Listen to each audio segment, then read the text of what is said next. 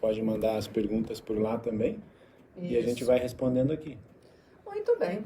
Essa era tecnológica não é fácil não, né? Pensa que manter esses pratos no ar precisa de um equilíbrio e tanto, né, doutor? No Face entrou, agora no Insta... Entrou. No Insta não está entrando, está sem... Então, vamos lá. Bom, 8h55. Doutor, a primeira pergunta é da Ivonete de Ortigueira, nosso ouvinte de lá. Ela diz que tem varizes e toda noite está tendo muita cãibra. Tem a ver? E quando é que o senhor vai atender em Ortigueira? Bom dia, pessoal. Um prazer estar aqui novamente. Acho que agora entrou no Insta, ao vivo, entrou. Então, a cãibra, ela realmente, a principal causa hoje de cãibra são as varizes, né? A cãibra é um sintoma e que pode ser causada por diversas patologias. A mais comum é realmente as varizes. O principal sintoma aí também das varizes acaba sendo cãibra. Muito comum o paciente que tem varizes ter cãibra. E o tratamento é tratar realmente as varizes. Então, sim, pode ser realmente das causas da quantidade de cãibra que ela tem, as varizes dela. Ela tem que procurar para tratar. Ivonete, eu posso dizer por mim, eu tinha muitas varizes, muita cãibra, né? Até procurei. E também muitas varizes. E também muitas varizes, mas assim, o que mais me incomodava era a cãibra, né? Uhum. Até o doutor falou assim, é estética? Não estou preocupado com estética, meu problema são as cãibras. E realmente, depois que eu comecei o tratamento, melhorou cessou. muito, né? Não, nem tenho mais. A cãibra, além de, como ela tem outros fatores que causam, né? A gente tem que pensar também, como eu bato sempre e falo no consultório, a atividade física. A atividade física é um dos principais tratamentos para o sintoma das varizes e da cãibra também. Então, o preparo físico, a atividade física, alongamento, o preparo muscular ajuda a prevenir bastante as varizes. Aqui é uma pergunta da Andréia. Doutor, tenho 45 anos, trabalho em pé o dia todo, muita agitação. Sinto uma dor cansada nas pernas. Posso usar meias de compressão para aliviar? Menopausa, 41 anos. Tenho hemorroidas, não sei se tem a ver, tenho hemorroidas internas. Bom, então aí são duas perguntas, né? A primeira pergunta é quanto ao sintoma e quanto à meia elástica. Voltando a falar aqui, a meia elástica é um medicamento e ela deve ser prescrita adequadamente por um especialista, por um cirurgião vascular. Existem diversas compressões, né? Tem desde a leve até a alta e a extra alta compressão. A gente vai ter que avaliar o paciente para saber qual a melhor compressão para o caso dela. Além disso, existem meias 3/4, 7/8 e tipo calça, que dependendo da localização das varizes, do tipo de varizes, a paciente pode usar 3/4 ou precisa usar 7/8 e a tipo calça. O trabalho dela muito tempo em pé, o dia todo, é o que a gente já conversou aqui também. 20% da população pode ter sintomas bem característicos de doença venosa, que é o quê? Esse peso, esse cansaço na perna no final do dia, pode ter até inchaço na perna. Então, tem todos esses sintomas que são bem característicos da doença venosa, mas não tem doença venosa em si. E, às vezes, não tem nem varicose, tem nada, zero. Mas só isso já é uma causa. Então, 20% da população tem os sintomas e não tem doença venosa nenhuma. Mas se ela tem uma vida sedentária, não faz atividade física, se ela está acima do peso e se ela trabalha muito tempo em pé ou muito tempo sentado com a perna para baixo, isso já é uma causa para esses sintomas. E qual que é o tratamento nesse caso? É uma mudança de hábito de vida. Atividade física, prezando sempre a atividade aeróbica, caminhada, corrida e fortalecimento muscular, tanto da panturrilha quanto coxa. Isso é muito importante, ajuda na estimulação da circulação e fortalece a bomba muscular da panturrilha, que funciona como um coração na perna. É ela que vai bombear o sangue adequadamente. Se está acima do peso, tem que perder peso também. E se trabalha muito tempo em pé, é indicado usar realmente, como ela mesma falou, a meia elástica, mas receitada por um cirurgião vascular, que vai avaliar o caso a caso para ver qual o tipo de meia que ela precisa usar. Se ela tem varizes, vai ter que passar uma avaliação para ver que tipo de varizes que tem e para a gente poder fazer o tratamento.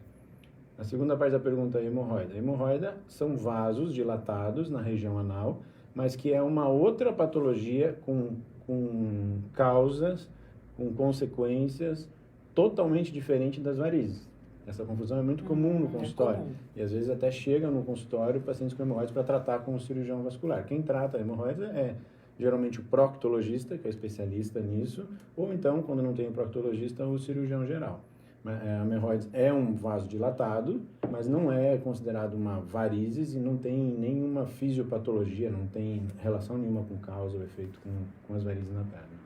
Doutor, e o que acontece se eu usar meia errada? Posso ter problemas? Pode ter problemas sérios também. Primeiro, a gente sabe que temos 2 tipos de circulação. As artérias que levam o sangue em direção à perna e as veias que trazem de volta o sangue da perna em direção ao coração. Quando a gente vai avaliar um paciente isso, a primeira coisa que a gente vai avaliar antes de receitar uma meia é avaliar a parte arterial dele, que é a parte da circulação que faz levar o sangue até a perna. Se o paciente tem alteração na parte arterial, tem oclusão ou alguma lesão na parte arterial e que tenha uma dificuldade de chegada de sangue na perna, a meia é inclusive contraindicada, porque pode trazer consequências graves, como até piorar essa isquemia e causar uma necrose e tudo. Isso é o principal ponto que a gente tem que avaliar. Outra coisa, as compressões. Paciente que já tem varizes volumosas, que tem alteração de pele, são aquelas peles endurecidas, escurecidas ou com inflamação, tem que usar um tipo de meia mais forte, mais compressiva, né? Então, se ele for usar uma meia mais leve, não vai ter efeito nenhum com ele. Se uma paciente que não tem essas consequências ou varizes muito grandes vai usar uma meia mais forte, ela não vai aderir ao tratamento, não vai conseguir usar, porque ela vai estar usando uma compressão muito acima do que ela precisa. Então, a gente não vai conseguir que o paciente use essa meia, ela vai acabar abandonando o tratamento. Os tamanhos da meia. Paciente que tem varizes até a coxa, e principalmente varizes mais calibrosas, que sobem acima da linha do joelho, se usarem uma meia 3/4, por exemplo, isso é um erro muito comum e que às vezes chega no consultório já com a consequência instalada. O que vai acontecer? A meia 3/4, que é só até abaixo do joelho, comprime só parcialmente essa varizes calibrosa. E isso aumenta muito o risco de acontecer uma tromboflebite, uma trombose naquela parte da veia que não está sendo comprimida pela meia, que está sendo comprimida só de um local para baixo. Uhum. Então, já vários casos no consultório de chegar o paciente e a gente ter uma flebite por conta dessa compressão inadequada. Muito bem. Então, se você quiser mandar sua pergunta, o nosso WhatsApp é o 42 99936 5427 e nós estamos com o angiologista e cirurgião vascular, Dr. Antônio Carlos Zata, falando de varizes. Daí, a semana passada, trabalhamos muito com as grávidas, né, doutor? Muita pergunta relacionada a grávidas também, né? Eu recebi aqui uma pergunta, assim como a gente falou de vários tamanhos de varizes, né? A Maria Luísa mandou. Que ela tem varizes grandes, bem saltadas na perna, e se esse tipo de varizes dá para tratar com o Clax, que a gente conversou, né? Não, esse tipo de varizes não dá para tratar com o Clax. O que é o Clax? Tá? Para quem está pegando o tratamento associado do laser transdérmico junto com a escleroterapia. É uma associação de 2 técnicas e para a gente conseguir ter um tratamento adequado. Então, voltando assim a conversar sobre o tratamento, eu costumo classificar as varizes dos pacientes em quatro níveis para o paciente entender melhor. 4 tipos de varizes, então. Então, hoje a gente começou a falar esses outros dias da menor para maior, hoje vamos falar da maior para menor para a gente poder, os pacientes entendam. Então, a gente tem lá a safena, que é um tipo de varizes, vamos dizer que seja um tipo 1. Da safena podem estar saindo vasos que são maiores do que 3 milímetros, que são mais calibrosos, então a gente vai dizer que esses são o tipo 2 de varizes. Dessas outras varizes mais calibrosas, podem haver vasos um pouco menores, que são vasos menores do que 3 milímetros, né? E aí a gente vai chamar ele como um tipo 3. E aí, então, as varicosezinhas, bem fininhas, aquelas bem fininhas.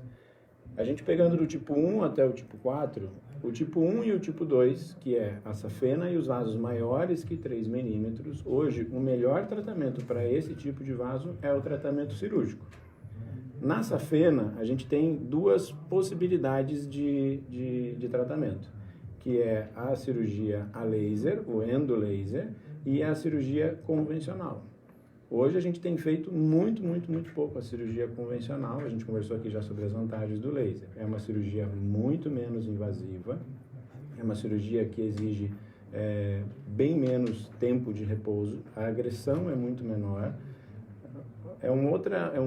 O laser elevou o patamar do tratamento de varizes a um outro nível de excelência em si. A gente pode fazer a cirurgia, muitas vezes, o tratamento da safena com anestesia local, sem precisar de internamento hospitalar, que foi o que você fez, que foi na clínica, como por uma consulta. A gente fez o teu tratamento com anestesia local da safena, você colocou uma meia elástica específica para isso e veio para cá para a rádio trabalhar. Então, isso em questão de horas. 1 hora você foi lá, fez e veio para cá. Em alguns casos, a gente consegue fazer isso. Em pacientes que têm uma insuficiência de safena e que tem muitos vasos calibrosos, que seriam muitos vasos do tipo 2... Que é aquela que fica saltadinha. Aquela bem saltada, que parece uma serpente na perna ali. Então, quando tem também essa safena e esses vasos muito calibrosos, aí já não vale a pena a gente fazer com local, porque a gente vai ter que tirar também esses vasos calibrosos. E aí vale mais a gente internar o paciente, fazer uma raquianestesia da cintura para baixo, que hoje é super seguro. Quando a gente faz esse tipo de tratamento, a gente faz todo um pré-operatório especial, vai fazer uma consulta pré-anestésica com o anestesista, para a gente ter total segurança. E aí o paciente interna pela manhã, às 6 horas da manhã, faz a raquianestesia da cintura para baixo. A gente trata as safenas com laser, já faz uma microcirurgia para retirar todos os outros vasos. É uma cirurgia minimamente invasiva, que na grande maioria das vezes não tem cortes grandes, são pequenos furinhos que a gente faz, então muitas das vezes não tem nem ponto na pele, a grande maioria das vezes não tem nem ponto na pele. E a gente retira esses vasos mais calibrosos. Quando tem muito, então não vale a pena para a gente fazer com local, porque tem muita coisa aí para fazer. Em pacientes que têm os 4 tipos de vaso, que seriam uma insuficiência de safena, esses vasos mais calibrosos, os vasos menores que 3 milímetros e as varicoses, o ideal é fazer um tratamento que a gente chama de all-in-one, que é todos em um. Nesse tratamento a gente faz o mesmo processo, faz todo o exame pré-operatório, interna de manhã, às 6 horas da manhã, faz a raquianestesia, a gente trata a safena, tira os vasos mais calibrosos com microcirurgia e já faz um primeiro ataque com o CLACS, que é o laser associado com a escleroterapia, em todos os outros vasos da perna, todos os outros vasos da perna. Isso tudo numa manhã só que ele for lá. Então isso a gente adianta demais o tratamento. Das varicoses, dos vasinhos menores que 3 milímetros, nesse primeiro ataque, que vai estar no centro cirúrgico, não vai sair 100%. Mas a gente já vai ter uma melhora de 50% a 60%, porque nisso não depende só do profissional que está fazendo o tratamento, em retirar tudo. Depende da reação do organismo da paciente ao tratamento, que a gente faz o tratamento. Alguns vasinhos vão desaparecer totalmente, outros diminuem de tamanho, outros não vão mudar, de acordo com a reação do organismo da paciente. Mas a gente tem como objetivo uma melhora já nesse primeiro ataque de 50% a 60% dos vasos. Essa paciente que fez o tratamento de manhã, ela recupera durante a tarde da anestesia e por volta das 6h30, 7 horas da noite já vai para casa, vai de alta para casa. Sendo a cirurgia a laser, no dia seguinte ela pode voltar às suas atividades normais, habituais. Volta a trabalhar, pode dirigir normalmente. Alguns pacientes que já têm complicações das varizes, como inflamação, como algumas flebites, podem necessitar de mais tempo de repouso. Mas a grande maioria, no dia seguinte, retorna às atividades normais. Quando a cirurgia é convencional, aí é um pouco mais, como é mais agressivo, acaba necessitando de mais tempo de repouso, pelo menos 15 dias de repouso, entendeu?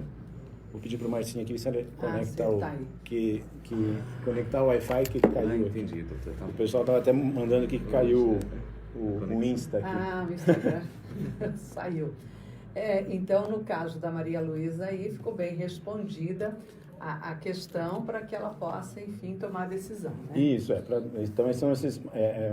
quando a gente vai fazer essa consulta, essa avaliação pré-operatória, que a gente vai fazer com ultrassom Doppler para avaliar toda a parte circulatória dela, safena, todas, a gente vai mapear todos esses vasos, fazer um estudo de todos esses vasos, e aí a gente vai sentar e juntos a gente vai tomar a decisão de qual vai ser o melhor tratamento para ela.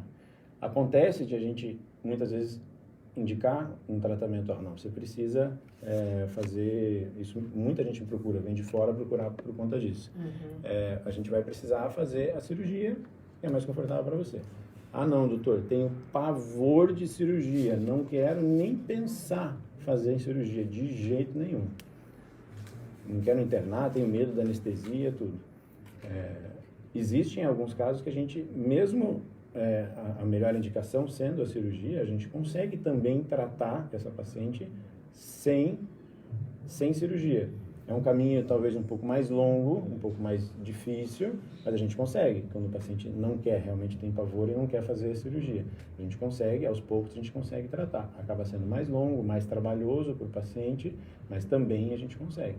Então, tudo isso vai precisar uma boa conversa, uma boa consulta, uma avaliação para a gente chegar juntos ao melhor tratamento do paciente, ter esse comprometimento de ter um bom resultado através de um caminho mais curto e mais fácil, ou através de um caminho que seja um desejo também do paciente. E voltamos, né, doutor, àquela situação da importância do angiologista, do cirurgião vascular, para saber até, num caso desse, né, por onde começar, como fazer, para evitar aqueles casos, né, que a gente vê aí, situações escabrosas, né, inclusive de morte. Isso a gente tem que bater muito na tecla, né? Você tem que imaginar o bem mais precioso que você tem, você vai entregar para uma pessoa para ela cuidar e tratar de você.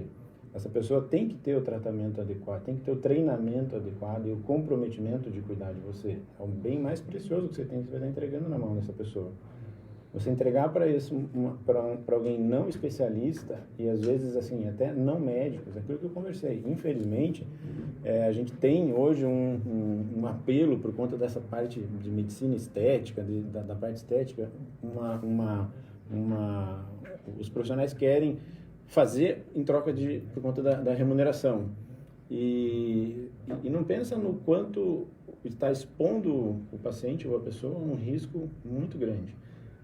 Cada profissão tem a sua importância no seu nicho e no seu local. E a gente tem que, quando você for tratar, procure e pense o quanto o médico vai estudar, especializar, fazer uma especialização. Então, na cirurgia vascular, por exemplo, são 6 anos de medicina, 2 anos de cirurgião geral e 3 anos de vascular. Então, são 11 anos de formação para fazer o que a gente está fazendo, 11 anos. Não é, infelizmente, um profissional não médico que fez um curso de um final de semana que vai ter o domínio de qualquer técnica para tratar uma patologia na sua perna. Não é. Isso é uma coisa muito clara. E como a gente falou, hoje eles estão... um apelo por conta de dinheiro, a parte estética, eles mudam o nome dos procedimentos para justificar estar fazendo o procedimento. Como a gente conversou, tem o tal do penha. Não existe, esse procedimento não existe. O que existe é a escleroterapia, que é um procedimento médico, que deve ser feito por um especialista, por um cirurgião vascular. PEN é uma maneira que o brasileiro usou para tentar burlar uma lei, que é a lei do ato médico, e invadir e fazer um procedimento e que pode trazer consequências gravíssimas para o paciente. Então, muito cuidado. 9h14, nós estamos com o Dr. Antônio Carlos Zata, que é angiologista e cirurgião vascular, e continuamos falando de varizes. Foram mais perguntas, né, doutor, por seu WhatsApp, que a gente sempre deixa aqui, né, que é mais que tem. Então, tem assim, a Marta me perguntou. Minha mãe tem uma ferida na perna há mais de 3 anos. Como que a gente trata? Bom, aí a gente tem que avaliar, principalmente as causas da varizes. Desculpa, eu estou mexendo no Instagram aqui, acabei Causa da ferida. Vou desistir do Instagram hoje, vou deixar aqui do lado, peço desculpa para os pacientes que estão acompanhando, ficar só pelo Face mesmo. Primeiro a gente tem que saber a causa da ferida.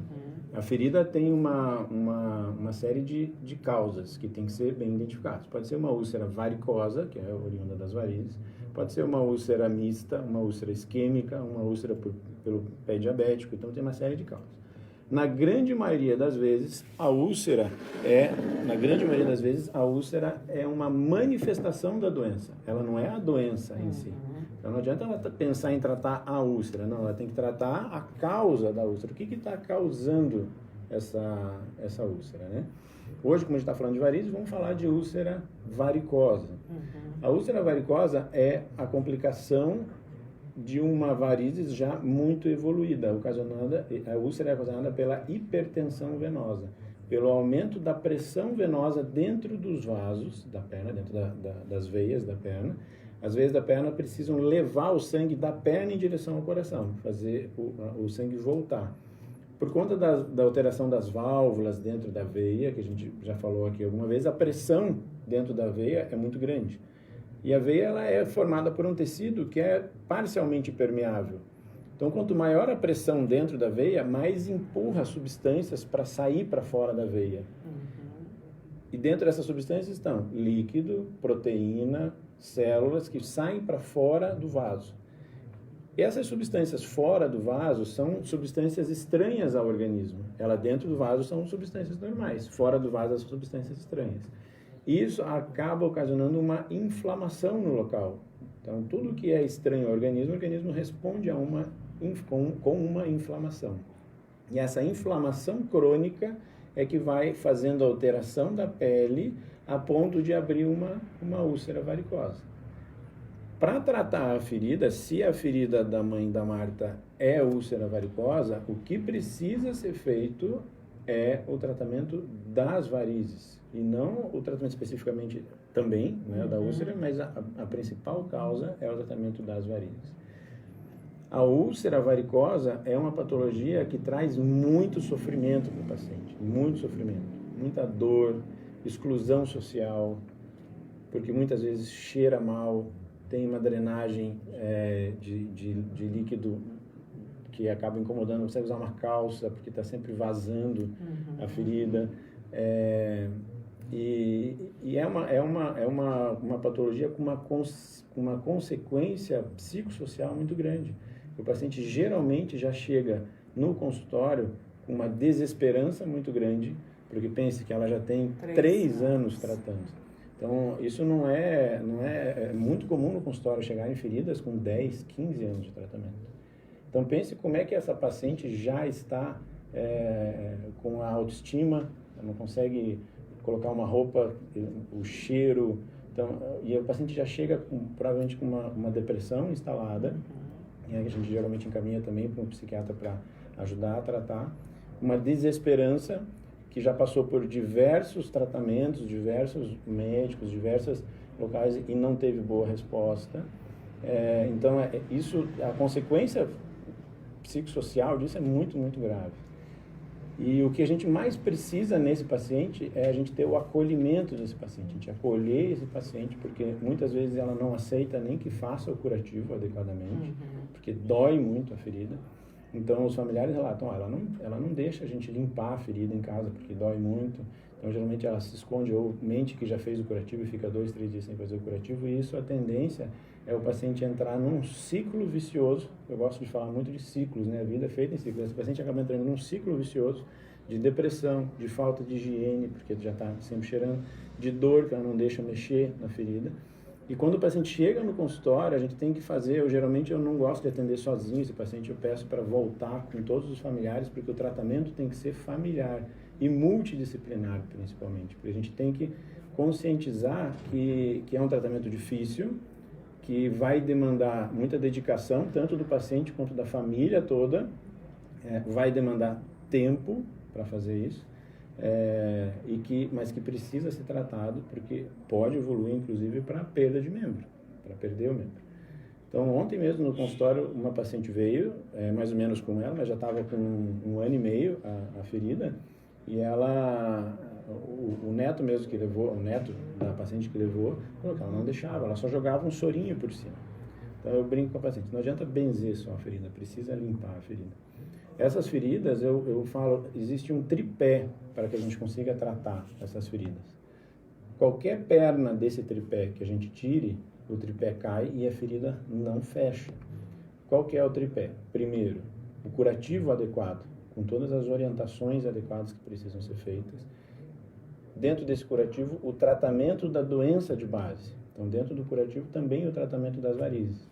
Então, nesse tripé, uma delas é isso, o curativo adequado e o tratamento adequado da causa da ferida. Um segundo pé desse tripé é o repouso. Pacientes que têm ferida úlcera varicosa precisam fazer repouso com a perna para cima para ajudar nesse retorno venoso e acelerar a cicatrização. E o terceiro tripé, que é uma resistência muito grande, que fala, mas doutor, eu tenho ferida, como é que eu vou usar a meia? Como é que eu vou usar a compressão? Tem que esperar cicatrizar para depois usar a compressão? Não. Você precisa usar a compressão elástica para fazer com que a ferida feche. Se você não usar a compressão elástica, não vai fechar. Então, são essas três coisas. O curativo adequado com o tratamento da doença de base, o repouso com a perna para cima e a compressão elástica. Qualquer um desses tripés que não seja feito, não vai fechar a ferida. Então, se você está escutando, tem alguém na família que tem a ferida, você provavelmente está vivendo e viveu isso, essa desesperança que o paciente já passou em diversos médicos, diversos locais e não tem uma boa resposta, e isso acaba piorando a ferida, você tem dor, não consegue limpar, tem uma exclusão social, uma série de coisas. O que tem que fazer é procurar um profissional adequado e que vai dar essa orientação adequada e vai fazer esse acolhimento adequado. Uma ferida como essa não pode ser tratada em uma consulta ou em um retorno a cada mês, um retorno a cada 3 meses. Ela precisa ser acompanhada semanalmente. Entrar num ambulatório que a gente tem toda a enfermeira especialista em fazer o tratamento dessa ferida, o médico auxiliando e orientando a enfermeira a fazer o tratamento adequado dessa ferida. Acompanhamento semanal, porque a ferida ela é dinâmica, às vezes o que a gente usa hoje na ferida não é o que a gente precisa usar a semana que vem, já mudou o aspecto. Tem isso também. Tem, ela é dinâmica. O antibiótico que a gente tem que usar, muitas vezes a gente tem que mudar, guiado por uma cultura, que é um exame que a gente colhe a secreção da ferida e manda para o laboratório para identificar qual a bactéria que está ali naquela ferida e qual o melhor antibiótico para matar aquela bactéria. Fazer esse acompanhamento, esse acolhimento, muitas vezes não só semanal no consultório, a gente faz, às vezes mais de uma vez por semana. Às vezes a minha auxiliar, a gente combina e ela vai em casa fazer o curativo na primeira fase, nos primeiros dias, vai em casa fazer esse curativo para fazer esse primeiro ataque na ferida, para dar essa primeira melhora, para diminuir a dor. O principal sinal de infecção numa ferida é a dor, né? Então tem uma série de detalhes que a gente tem que conversar com a ferida. Por exemplo, até a hora do banho. O paciente que tem ferida na perna não pode molhar na água do banho essa ferida. Isso é muito comum. Os pacientes chegam, tomam banho com a ferida, deixa... O que acontece? Primeiro, você não sabe de onde veio a água. Como é que está a sua caixa d'água? Às vezes você vai olhar a sua caixa d'água, tem até... Quantas pessoas já não se surpreenderam a mandar limpar a caixa d'água com a sujeira que está dentro da caixa d'água? Os canos da casa, como está? Então, a água é contaminada, não adianta, ela é contaminada. Fora isso, no banho, a água passa pelo cabelo, passa pela região da axila, passa pela região do ânus, pela virilha, toda a sujeira, toda a bactéria que tem na região perianal, na região genital, vai tudo para a ferida. Então você está lavando, está tomando antibiótico, mas ao mesmo tempo jogando toda as bactérias na ferida. Então isso precisa proteger a ferida na hora do banho. Então tem uma série de orientações que a gente tem que passar isso e reforçar toda semana para que a gente consiga ter esse bom resultado na ferida. Fora, se tem varizes, é óbvio fazer o tratamento das varizes, que é a principal causa da ferida. Mas toda essa atenção, esse acolhimento, esse comprometimento com o paciente é muito importante. Não adianta você ir num lugar, receber um antibiótico, uma pomada genérica, e ir para casa e esperar que você tomar aquilo e ficar passando aquela pomada vai fechar. Não vai fechar. A ferida é dinâmica, o tratamento é dinâmico, ele muda de semana a semana para conseguir ter um bom resultado. Doutor, e quanto tempo normalmente o senhor consegue ver resultado num caso grave assim? Olha, é o que eu conversei com aquela paciente de ontem. ela está tão desesperançosa que ela já falou, doutor, não vai adiantar, já tentaram fazer tudo. Eu fiz um pacto com ela. Eu falei, nós vamos fazer esse primeiro mês de tratamento, você vai vir aqui. Se você não vê, só que assim, um pacto que você vai ter que fazer estritamente o que eu estou te orientando. Uma outra coisa que eu brinco com os pacientes, esqueça, tampe os ouvidos do vizinho, do padeiro, do padre, porque assim, todo mundo tem uma receita milagrosa para fechar a ferida. Eu já vi chegar no consultório todos os tipos de pagelância para fechar a ferida. Desde teia de aranha, para colocar, até borra de café, babosa, o que você imaginar eu já vi colocar na ferida, porque o vizinho indicou, porque o cara que benze indicou, o padre indicou, o padeiro indicou, todo mundo indica algum tratamento, então esqueça. Então, é um pacto que eu faço com o paciente. Esqueça, a gente vai fazer um pacto que você vai colocar na ferida e fazer com a ferida só o que eu orientar, só o que eu orientar. E eu fiz um pacto com essa paciente. Se em 4 semanas ela não tiver uma melhora exponencial da ferida, provavelmente não vai fechar. Mas a melhora exponencial da ferida, com melhora da dor, melhora do aspecto, melhora do cheiro, diminuição da secreção da ferida, a gente já vê nas primeiras semanas essa diferença. Nas primeiras semanas. Eu tenho paciente que tem que tinha ferida há 20 anos e que a gente conseguiu fechar essas feridas em 30, 60 dias.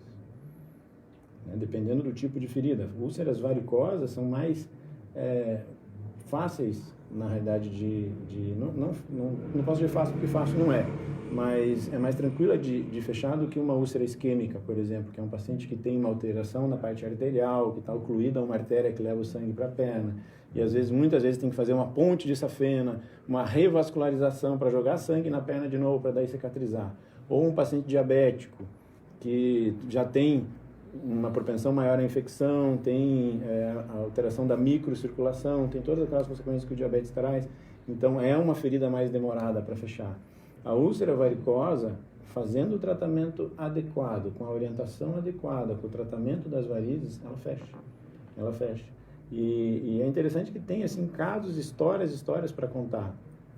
Ontem, para estimular essa paciente a se tratar, eu conto a história de uma paciente que foi bem marcante. Ela tinha uma ferida muito grande e tinha essa mesma resistência de tratar, porque nunca tinha dado certo, nunca tinha funcionado e estava sempre com a ferida. E ela realmente abandonou o tratamento e não foi. E acabou evoluindo para a amputação de uma das pernas. E aí ela tinha varizes nas 2 pernas, o que acabou acontecendo, apareceu úlcera na outra perna. E também ela se negando, a úlcera gigante, com uma secreção muito feia, com um cheiro muito ruim, até que a família decidiu levar ela no consultório. E ela chegou dessa maneira, totalmente desesperançosa. Já sem uma perna. Sem uma perna. E a família também sem esperanças, né? Já pensando que, como que é? Será que vai ter que amputar? Já precisa amputar? Já queriam? Eu falei, não, só um pouquinho. Vamos começar a fazer o tratamento. Não vai ser um tratamento fácil, a gente vai demorar, porque é uma ferida quase circunferencial na perna, que leva toda a circunferência da perna. Essa paciente começou o tratamento em dezembro do ano passado. No início desse mês, ela veio com a ferida totalmente fechada em casa. Então, é uma coisa que eu falo, o grande prazer e a gratificação da profissão é você conseguir alterar e fazer você mudar o caminho que a paciente está tomando. E isso precisa do quê? Precisa de comprometimento, precisa de carinho com o paciente, precisa de acolhimento ao paciente para a gente poder fazer essa transformação. E precisa ter o aceite também do outro lado do paciente. É uma parceria. É uma parceria.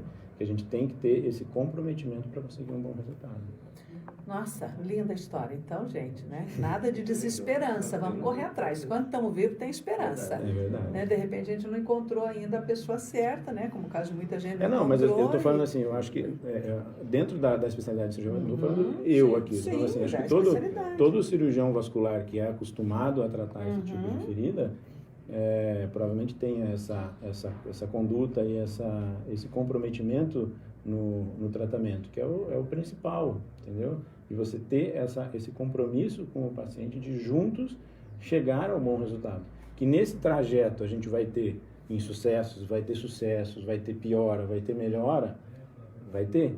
Mas a confiança que existe entre as duas, precisa ter essa troca de confiança para a gente, no final, chegar a um bom resultado, né? Muito bem. A Rosinda fez o quê? Artrodese, é isso, doutora? 10 meses, está amortecida a cintura para baixo. Ela quer saber se é normal pela cirurgia ou pode ser caso vascular. Não sei o que é isso. A artrodese é uma cirurgia ortopédica. As cirurgias ortopédicas em si têm um risco maior, expõe o risco ao paciente a um risco maior de trombose. Então, o ortopedista deve ter tomado todas as medidas preventivas para isso, né? Mas se ela está tendo sintoma, inchaço, alguma alteração, que ela procure o próprio ortopedista que tratou ela, e o ortopedista, provavelmente olhando e achando que possa ser alguma patologia vascular, vai encaminhar ela para um cirurgião vascular. Ou se ela preferir procurar diretamente, procurar um cirurgião vascular para realmente fazer uma avaliação. É difícil só com esse relato a gente ter algum parecer. O que a gente sabe é que todo paciente que foi submetido a uma cirurgia ortopédica tem um risco maior de desenvolver trombose venosa. Então precisa fazer uma avaliação. E a dúvida da Sueli do Triângulo aqui é se ela vai para um ortopedista ou um médico vascular. Ela diz que... eu acho que primeiro procurar o próprio ortopedista que operou ela, né? E dependendo disso, se o ortopedista suspeitar de alguma patologia vascular, vai encaminhar para um cirurgião vascular. Acho que talvez o ideal seja isso, mais completo, né? Da Sueli, o tio quebrou o pé há um tempo e agora tem uma ferida que não cicatriza. Daí ela pergunta também, procura ortopedista ou vou direto para o vascular? Como a gente falou, a úlcera, a ferida, ela pode ter várias causas, né? Desde assim, eu já tive no consultório pacientes que tiveram osteomielite, por exemplo. Tem uma infecção no osso e essa infecção no osso drena para a perna, acaba fazendo uma ferida e abre. A causa daí é uma osteomielite, que precisa ser feita uma limpeza do osso, tudo, pelo ortopedista para conseguir fechar essa ferida. Então, é difícil... Há quanto tempo foi a cirurgia? Sueli quebrou o pé há um tempo, ela não falou quanto. E agora tem uma ferida. Assim, é muito difícil com esse relato avaliar. Tem que fazer uma consulta e ver realmente todas as causas da possível ferida aí que ela tem. Quais as causas possíveis da ferida? Doutor, olha o nosso horário e falamos de varizes. E vamos continuar falando de varizes, prevenção, tratamento e tudo mais. Eu achei bem legal esse sistema de perguntas. Então, se a gente podia combinar na próxima vez a mesma coisa. Isso. Vamos responder as perguntas que chegarem, porque tem muita dúvida. E a cirurgia vascular é uma especialidade extremamente ampla, né? Extremamente ampla. A gente trata de toda a parte circulatória, tirando a exceção do cérebro, de dentro do cérebro, e do coração. Do cérebro quem trata é um neurocirurgião e do coração é o cirurgião cardíaco. O resto tudo a gente, tanto a parte arterial como a parte venosa. Então é uma especialidade muito ampla. Fora isso, envolve toda a parte de diagnóstico, de ultrassom, de exames diagnósticos. Então é uma especialidade que é rica para a gente conversar e tem assuntos para a gente falar diversos aqui. Acho que dá para a gente fazer mais uma vez de perguntas e respostas e depois a gente bola e pensa num outro tema também. É muito bom falar aqui, é muito gostoso. Não, e é muito bom quando o ouvinte fica satisfeito porque ele sabe o que ele está perguntando. Ele está vendo o problema lá, né? Não é teoria, né? Então, eles estão assim já ficam muito satisfeitos e já correm atrás para resolver. Doutor Antônio Carlos Zata, daqui 15 dias? 15 dias, estamos então, combinamos, lisa agenda aí pra gente. E se você precisar de alguma coisa, doutor Antônio Carlos Zata, aqui em Telemaco Borba, na Clínica Pro Saúde, na Presidente Kennedy 764, telefone 3273-1542, tem WhatsApp. Que eu nunca lembro de cor. Que eu não estou com o papel na mão agora. Mas, enfim, né, eu já falo para vocês... Daqui a pouquinho o WhatsApp do Dr. Antônio Carlos Zata. E sempre, né, que você tiver alguma pergunta, pode mandar, que com o maior carinho, de 15 em 15 dias, ele está aqui para responder. O WhatsApp, então. Marcou? 98404-2161. 8404-2161.